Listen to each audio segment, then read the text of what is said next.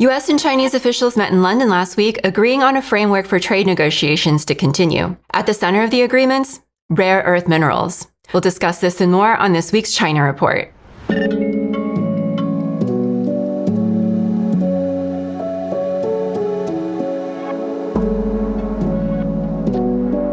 Welcome to the China Report, made in collaboration with Pivot to Peace. Every week, we'll be helping you sort through the propaganda with an independent view of the country that we're taught to hate, but know so little about. I'm your host, Amanda Yee. Before we begin, just a reminder to like, share, and subscribe. Even better, drop us a comment underneath the video to boost us in the algorithm. Now on to this week's headlines. Beijing has affirmed its support for Iran in the face of Israel's attacks.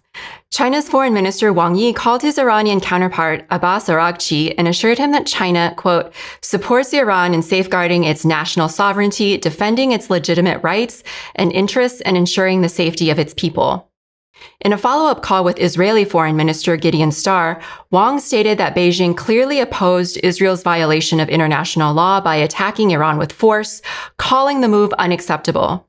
On June 13th, the same day Israel launched its strike on Iran, Fu Kong, China's permanent representative at the United Nations, condemned Israel's actions at an emergency meeting of the Security Council, saying, "The abrupt escalation in the region serves no one's interests. We urge Israel to immediately cease all military adventurism and avoid further escalating tensions."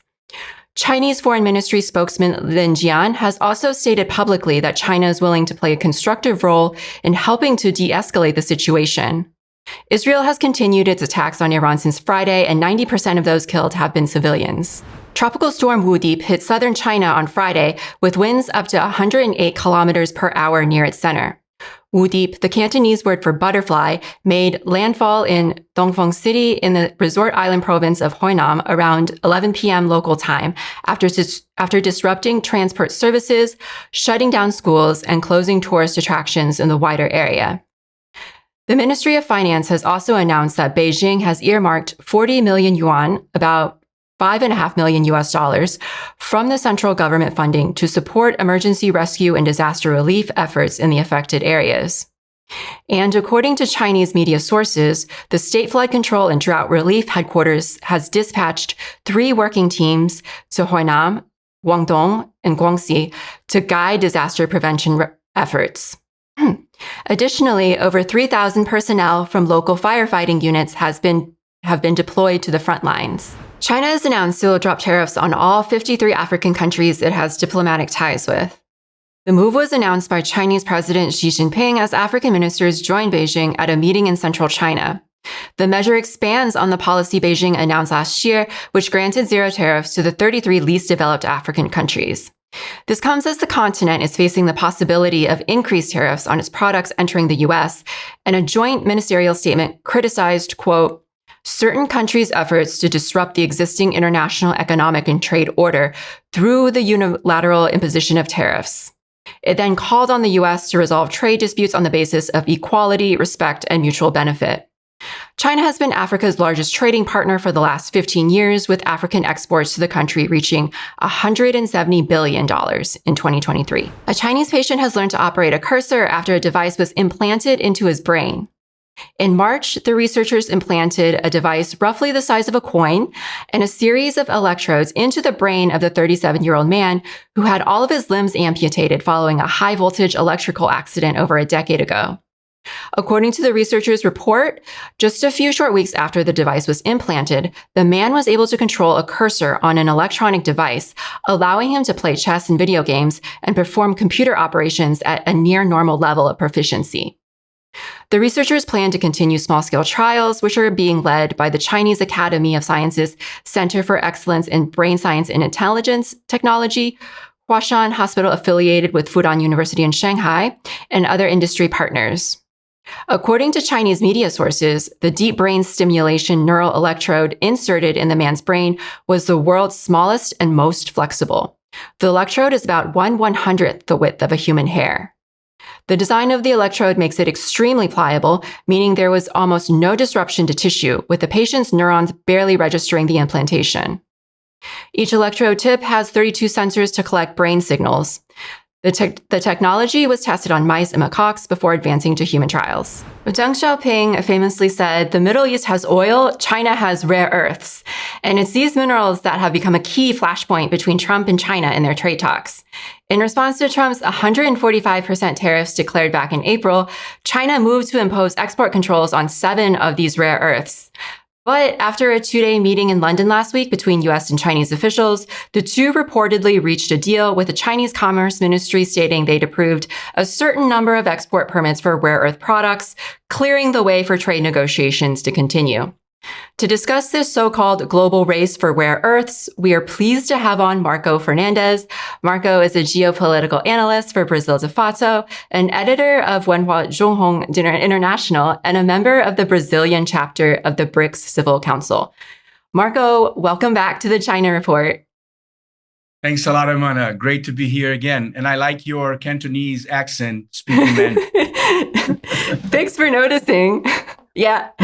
Well, okay. So rare earths have been kind of dominating the headlines lately. Not only rare earths, but critical minerals just in general, right? So I don't think a lot of people in the US really understand what these are. So maybe can you explain it to us like we're 5? What are critical minerals versus rare earth minerals? Why are they important? And why is so much of Trump's policy, from annexation of Greenland to his wanting to pursue a peace agreement in Ukraine to his trade war with China, why are they all centered around these elements? Well, basically because these elements now are like critical for the whole global economy, especially in the sector of technology, everything around us, or many things around us right now have rare earth or critical minerals, like our cell phones, like the computer we're using now to talk, and the computer that our audience is using to watch us, from EVs to renewable energy devices for solar energy, wind energy, and of course, the military industry. So, basically, the global economy doesn't move without rare earth and critical minerals. But basically, rare earth it's a very technical thing. I'm also not a geologist. I'm just somebody who talks about geopolitics. But there are 17 elements divided between so-called light rare earth and heavy rare earth. For instance, light, it's a very hard to pronounce, especially with my poor English. But neodymium, lanthanum, cerium would be examples of light rare earth. And dysprosium, terbium, and europium would be heavy rare earth. For the critical minerals, actually, it's some materials, some elements that we heard more, like lithium, for instance, which is absolutely critical. This is the story about Elon Musk in Bolivia and the coup d'etat against Evo Morales in 2019, for instance, is all about lithium, but also cobalt, nickel, graphite, gallium, germanium, antimony.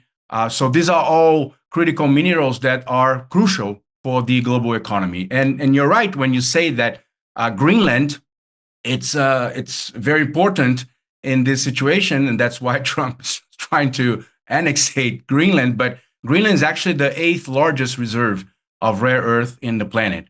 But regarding Ukraine, it's interesting because there was a lot of frenzy about the rare earth deal in Ukraine. But guess what? This is one more of the fake news frenzy from Trump, because according to a Bloomberg specialist, a specialist in mineral commodities, this was published in Bloomberg a couple months ago. There was actually no relevant reserves of rare earth in Ukraine. Ukraine, yes, they have critical minerals, but not rare earth. So this is also about some Trump propaganda and trying to say, oh, we are catching up with China. We're going to annexate Greenland. We're going to get rare earth in Ukraine, but that's not true. But anyway, I think so. This is just for us to understand how critical these elements are and why. Of course, now U.S. is desperate looking for them.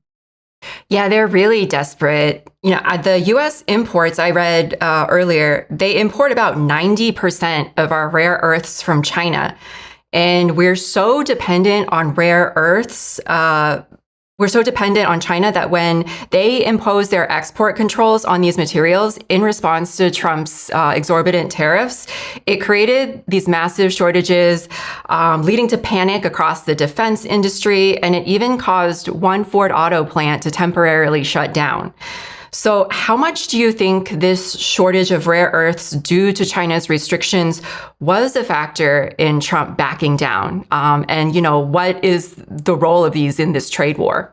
Well, I think it was a major factor for sure, because this is like the weak spot of the United States. One of the weak spots. The United States actually now have many weak spots, but this is one of the major weak spots of U.S. industry. And you know what? It's funny because I moved to China in 2020. And since then, we've been watching closely. I mean, remember Dongsheng? We used to publish the News on China Digest every week, and there was a lot of news about rare earth from time to time. And I remember that moment was already Trump won trade war against China. There was sanctions against Huawei. They put I forgot her name, Meng Zhe. No, I mean the daughter of the Huawei CEO was in jail or at home in Canada, arrested. And every time that things happen, we were there asking us, why China doesn't use its rare earth card? Because if China use it, U.S. has no defense. It's going to be like a major blow. But I mean, for some reason, they didn't. But now they're starting. And I think also this also marks a new stage in the tensions, in the conflicts between U.S. and China, where China now is telling U.S., look, guys, we know how to harm you.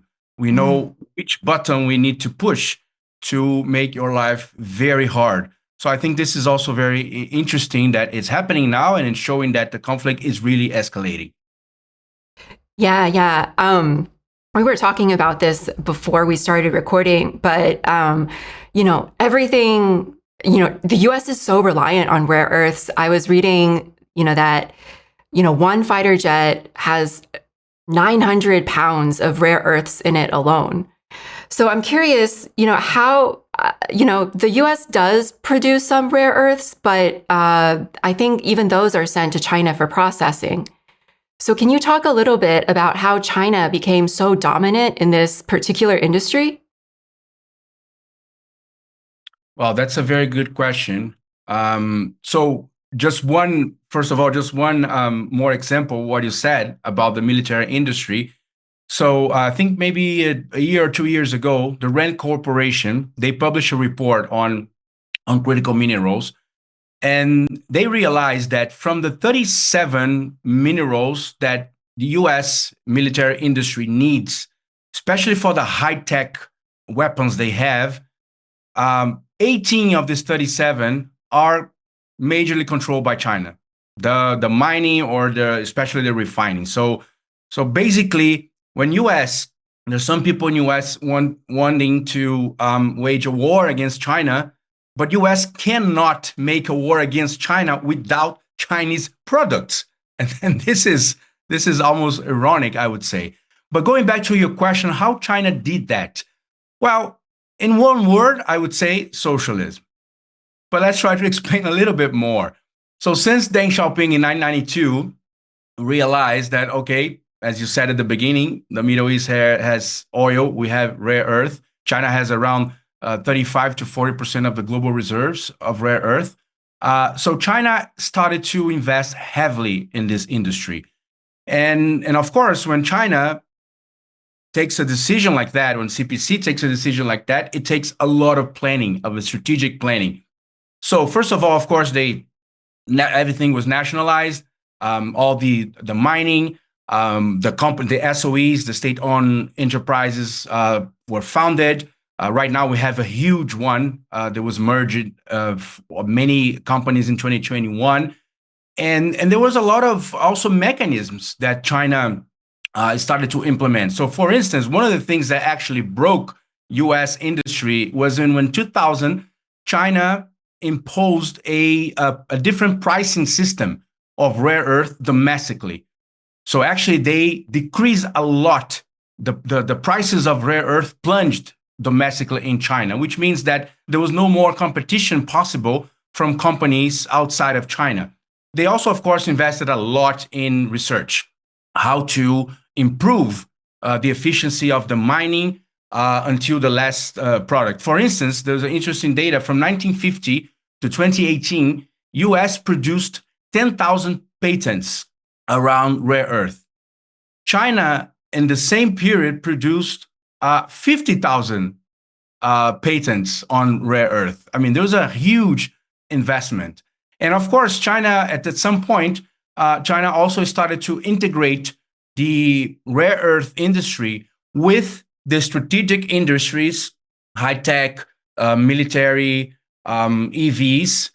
So China started to integrate both industries in the supply chain, of course, making more efficient and making also the price decrease.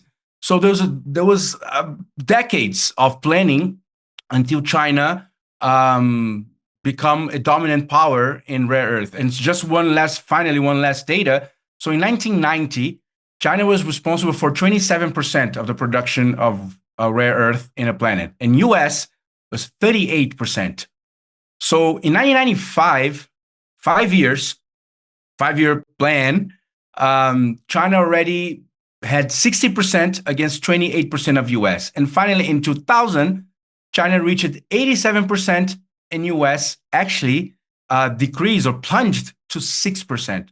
So I think this gives us like a general idea of how China succeeded so well in such a critical industry.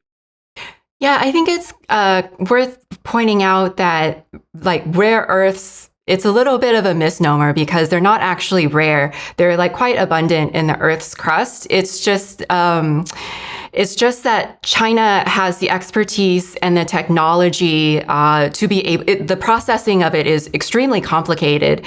And China just happens to have the expertise and the technology to do this kind of complicated processing, which is the result of, as you said, decades of central and government planning and investment in this particular industry. Well, yeah, absolutely. Yeah, it's funny. Rare earth, I mean, they're not rare and they're not earth. We call it rare. And actually, China did this not only with rare earth, they also did similar strategy with all the critical minerals. And that's why China is a dominant power in terms of refining of other critical minerals, the ones that we already talked about it at the beginning. And of course, this gives us China a huge advantage in terms of the high-tech industry, the military industry, the EVs. It's not by chance that China dominates the market of EVs now, despite of Elon Musk's jokes 10 years ago against BYD. Now he's paying the price of his arrogance, of course. But of course, this puts China and also gives China a huge lever against adversaries. And right now we're watching this, how much this was a critical card for making U.S. stepping back, or Trump steps back from the attacks on the tariffs. Okay, so not only does China dominate the processing of rare earths, but they're also the #1 consumer of critical minerals globally. So they consume what they mine, and they also process and import. They process these, and they also import these elements from other countries as well, because other countries they mine rare earths.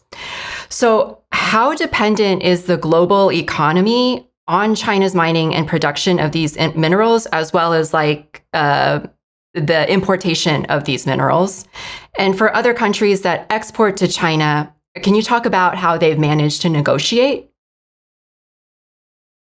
Yeah, of course. I mean, as I was saying, so China totally dominates the refining of rare earth and the critical minerals. Just to give some data, China refines around 85% of the rare earth, around 95% of the gallium, which is critical for instance, like high-end semiconductors, chips.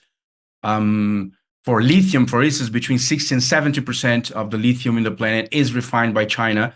And for the cobalt, from 65 to 75%. So, of course, countries of the global south, where the majority of the reserves of these critical minerals are also dependent on China for the processing. And of course, China, because I mean, their companies are huge and they're making a lot of money with this. They were also able in the last decades to also buy a lot of mines for instance, in Africa, in Latin America, or in Asia, and this gives more advantage to China.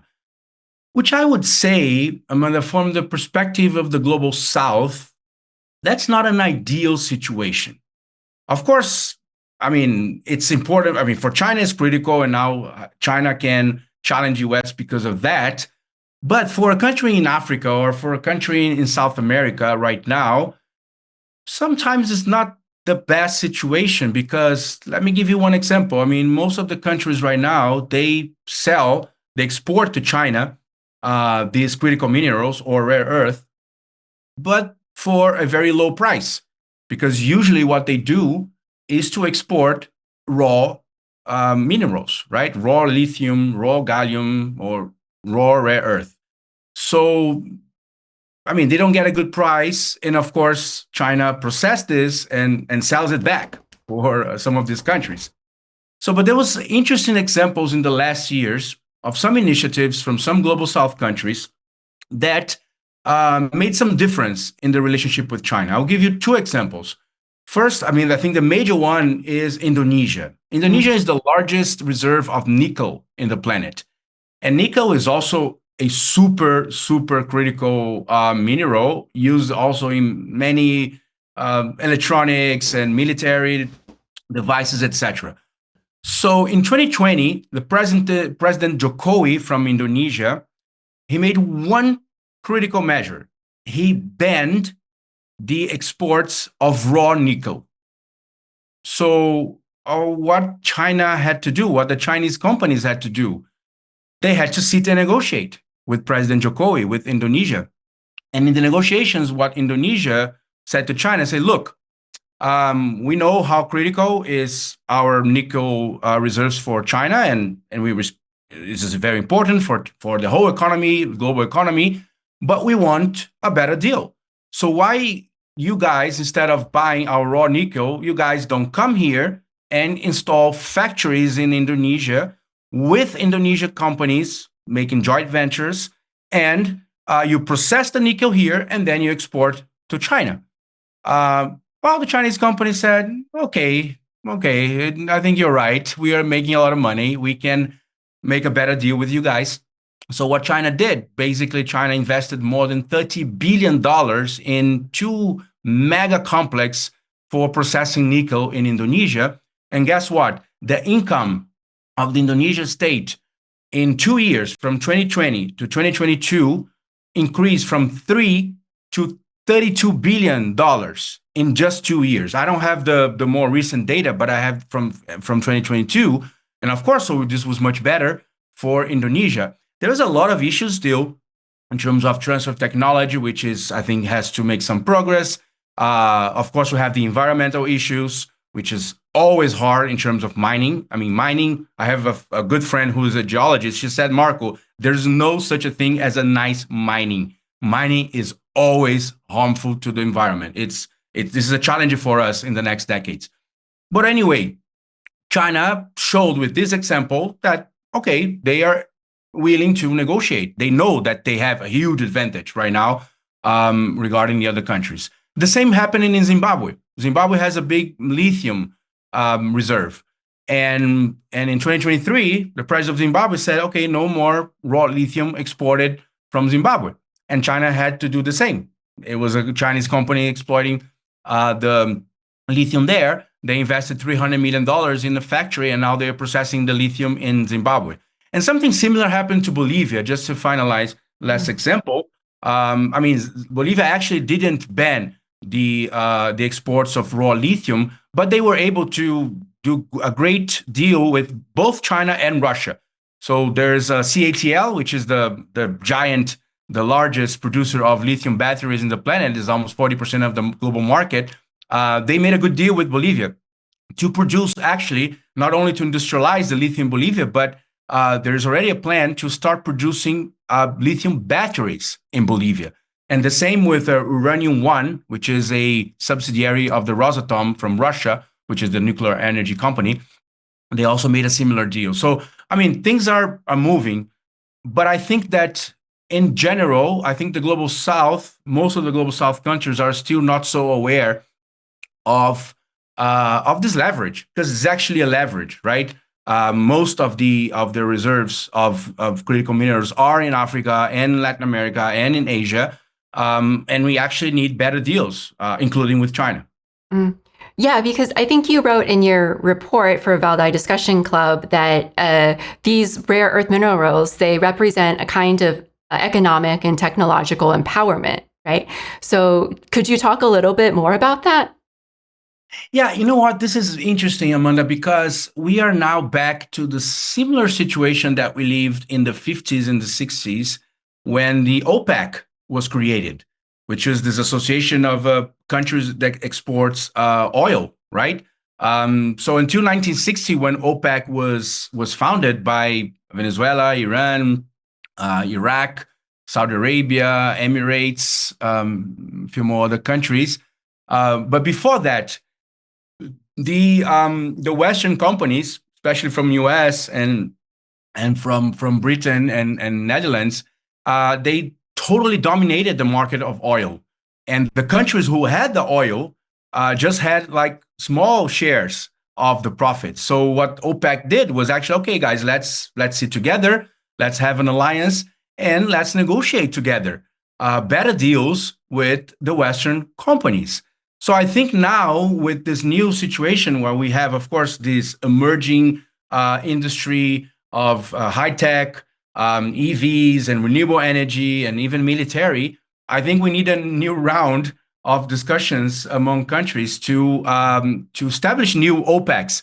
A lithium OPEC, for instance, was the proposal from Mexican President AMLO, Lopez Obrador, a couple of years ago, because I mean, most of the lithium it's in Argentina, Chile, Bolivia, and also in Mexico. So he said, guys, let's do a lithium OPEC. But I mean, the plan didn't succeed yet. But I think in general, this is what countries of the global South have to realize. And just one last example, what happened in 2016 when Russia proposed the creation of the OPEC Plus, which was basically the countries of OPEC, and Russia said, okay, guys, can I be part of the party with you guys? Yes, I say, okay, of course. So right now, basically, Russia and Saudi Arabia, they sit together and actually both define the prices of the oil. But guess what? From 2016, when OPEC Plus was created, to last year, according to the Russian government, Russia increased its income from oil in $315 billion in just 8 years. So this is the potential that similar strategies for global South countries for critical minerals could benefit us in the global South countries. Mm. Well, speaking on negotiations and room for global South countries to do that, there's been this intense global competition for these rare earths, leading to what a lot of analysts call a global rare earth war, where control of these strategic minerals has become a kind of linchpin of geopolitical strategy, as exemplified by Trump. So, you follow BRICS, you're in the BRICS Civil Council. Do you see BRICS as an economic bloc providing an alternative model to that? And how can developing countries work within the BRICS framework to serve their collective strategic interests with regard to these critical minerals and rare earths? That's a great question, Amanda, because I think this is one of the major strategic discussions that BRICS is still lacking to do. And since we're talking about the critical minerals and rare earth, I mean, it's a very interesting situation that, the 5 largest reserves of rare earth in the planet are all BRICS countries. Number 1 is China. Number 2 is the new BRICS on the block, Vietnam, just joined last week. Brazil, my country, is the 3rd largest reserve of rare earth. Russia is the 4th, and India is the 5th. So these 5 countries combined have 85% of the rare earth reserves in the planet. And the question that you made is the same that I'm making now. Is like, why BRICS is not discussing a policy for rare earth? Why we're not discussing some sort of agreement where, of course, having China as a major refiner, why the five of us in BRICS are not sitting with China and say, okay, can we have some sort of a new agreements and strengthening actually BRICS in this sense? And I would say there's also some other BRICS could do the same with both oil and gas, because right now with the new countries, BRICS has around 50% of the oil reserves in the planet and more than 60% of the gas reserves. And the same applies also, we're not talking about this today, but the same applies to production of food, of grains. BRICS is a major producer of wheat and rice and soy and maize. So I think all this together puts to BRICS, I guess, Amanda, a challenge. First of all, there's a huge potential to be able to interfere and to control the global market in benefiting our countries. And also, of course, for some of these countries, they can get better deals either with China or even with the West in terms of how to organize the potential of being like a major producer of energy, of critical minerals, and of food. So I think this is one of the challenges that BRICS will have in the next years, because otherwise, if BRICS are not able to establish strategic economic cooperations in some areas that benefit our countries and most important, our people, I think at some point BRICS will start to frustrate, I think, the expectations that all of us in the global South are legitimately putting on BRICS. I'm a huge supporter, and I'm very excited about the possibility of the potential of BRICS. But I think there's still a lot of work to do until we get to a point that BRICS really create benefits or bring benefits to our countries and our peoples. Mm. Well, that seems like a good place to stop. Marco Fernandes, do you want to give people an idea of where people can follow your work? Sure. Well, I'm terrible in social media yet. I mean, some of my friends just make fun of me. But I'm writing to Brazil de Fato, but you also can get my texts in People's Dispatch, sometimes in Asia Times, and Guancha in Chinese for the ones who read Chinese. We also have the work with Wenhua Zhongheng, which is not I'm editor, so I don't write, but I also super recommend you go to the website of Tricontinental, thetricontinental.org, and you can find all these issues of Wenhua Zhongheng, which is a Chinese journal, and have very, very interesting, in-depth discussions by Chinese scholars. And here in China Report, if you invite me again, I'll come with, very glad to come back. Well, always a pleasure to have you. Thank you so much, Marco. Thanks, Amanda. Well, if you've been on Chinese social media or even TikTok recently, you've probably heard the Chinese rapper Sky Is Your God and his mega viral hit song, Baifang Lai Cai. The song's title means wealth comes from all directions and is often translated into English as stacks from all sides. At last month's 24th Chinese Bridge World University Student Competition in Kenya, one contestant performed a cover of the song, and it was an instant hit with the crowd. This video comes courtesy of China Insider, and according to them, Chinese Bridge is an international competition where students from around the world show off not just their Mandarin skills, but also their cultural understanding, creativity, and love for Chinese traditions. As always, if you enjoyed this episode, be sure to like, share, and subscribe, and drop us a comment to boost us in the algorithm. We'll see you next week on the China Report.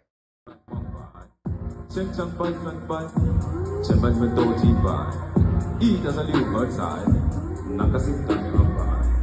来噻，来，来噻，来噻，来，来噻，来，庄子立功立，都有好运到方来，咱俩才能去，你不知晓，逍遥在。这把世界和运动花钱交朋友，让一个人长大，那么什么3+9，那会不会是有危险？我的那一碗忙活，叫你做事人在我，自己良心请帮做，一样是味道，仔细多来。了解的那些不被黑击败，缩小反向看见梦，讲到剪彩，发现旧的收尾藏不了弄菜。北下南，左西右东，东南东北，西北西南，步步高升，八方来财，喜来回家，家兴旺，万事可乐，千事吉祥，万事如意，顺风顺水，天道酬勤，鹏程万里。你不给力没有？